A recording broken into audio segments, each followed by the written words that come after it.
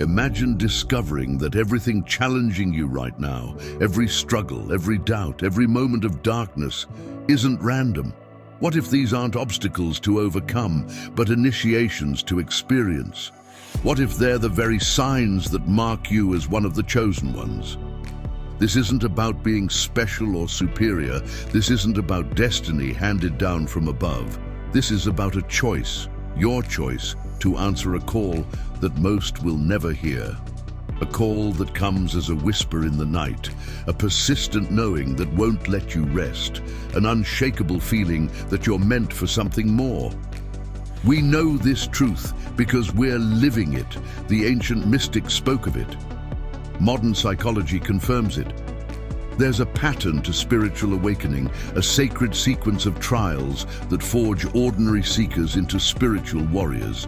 And today, we're pulling back the veil to reveal what most will never see. The first trial, the mirror of truth. Before anything else, we must face ourselves. Not the carefully curated version we show to the world, but our complete, unfiltered truth. This first trial strips away every mask, every role, every identity we've constructed to please others or protect ourselves. Consider for a moment how many of your thoughts are truly your own. How many of your beliefs did you consciously choose? How many of your dreams belong to someone else?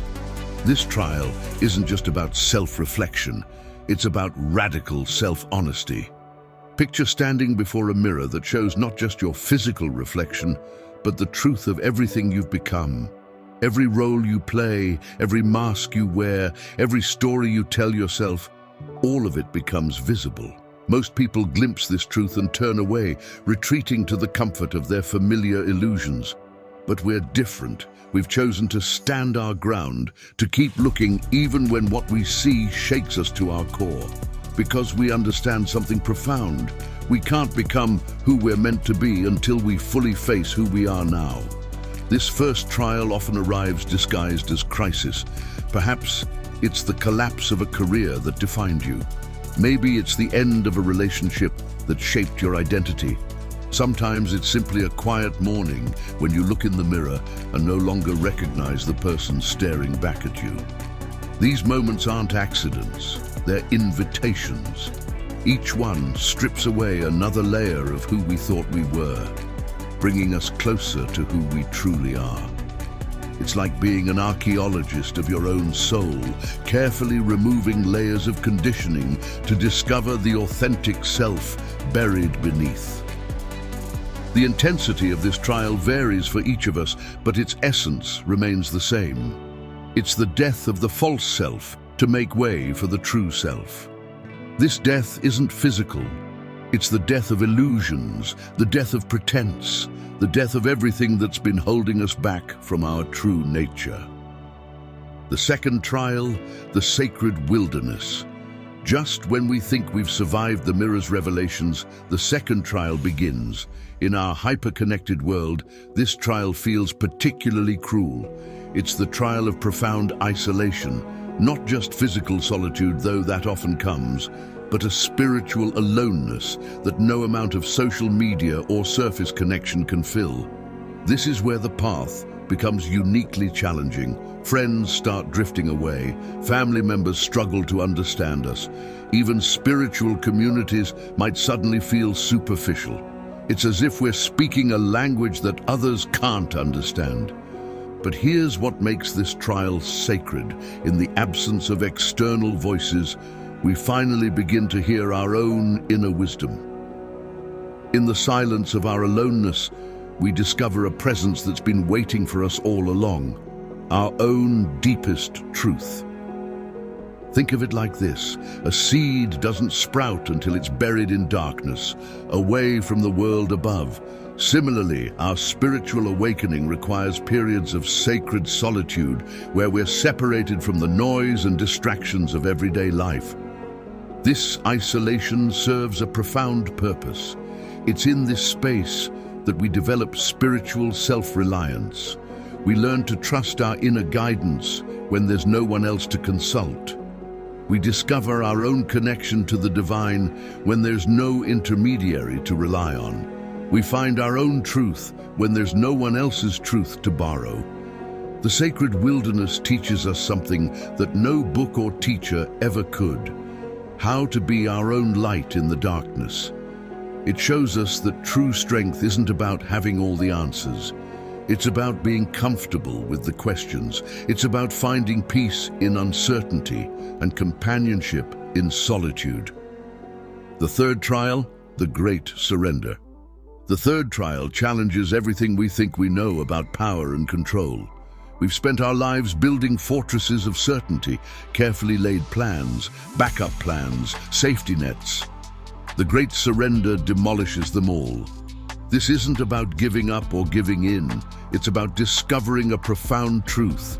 Our attempts to control life have been the source of our deepest suffering. Every plan, every expectation, every attachment to specific outcomes, these aren't protection, they're prison bars. Think about how much energy we spend trying to control our lives. We plan our careers, our relationships, our futures, down to the smallest detail. We create elaborate strategies to avoid pain, to ensure success, to guarantee happiness. But what if these very attempts at control are what's blocking our highest good? The great surrender teaches us to release our grip on life, not out of weakness, but out of wisdom. It shows us that true power doesn't come from controlling life, but from aligning with it. It's like learning to swim in a vast ocean. We can fight against the waves, exhausting ourselves in the process. Or we can learn to flow with them, discovering a grace and power we never knew we had. This trial often comes through experiences that shatter our illusion of control completely. Perhaps it's a life event we couldn't have predicted. Maybe it's a blessing that arrives in the form of a disaster, or a disaster that reveals itself as a blessing. Whatever form it takes, it shows us that our plans are just that, plans. Reality has its own wisdom, its own timing, its own way. The beauty of surrender is that it's not a one-time event.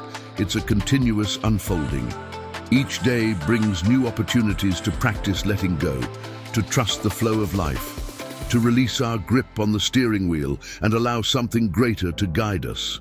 And with each surrender, we discover a paradox. The less we try to control life, the more powerfully it moves through us. The fourth trial, the dark night. When we've surrendered everything we thought we needed to hold on to, we enter what mystics throughout time have called the dark night of the soul. This isn't ordinary darkness. This isn't depression or anxiety, though it may wear those masks. This is the darkness that precedes rebirth, the void from which all creation emerges. During this trial, everything that once gave our lives meaning seems to dissolve. Not just external things, our very sense of purpose begins to crumble. Spiritual practices that once brought comfort feel empty. Beliefs we thought were solid become questionable. It's as if the universe itself has gone silent, leaving us in a void where no light seems to penetrate. What makes this darkness unique is its totality. In regular difficult times, we can usually see a way forward, a light at the end of the tunnel. But in the dark night, even the concept of forward becomes meaningless. We're not just lost. We're in a place where the very idea of finding our way seems impossible. But here's what separates those ready for transformation. We understand that this darkness isn't empty. It's fertile.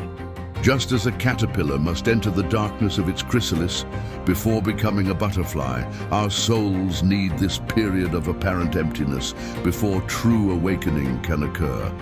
Think of it like a master artist preparing to create a masterpiece. First, they must clean their canvas completely.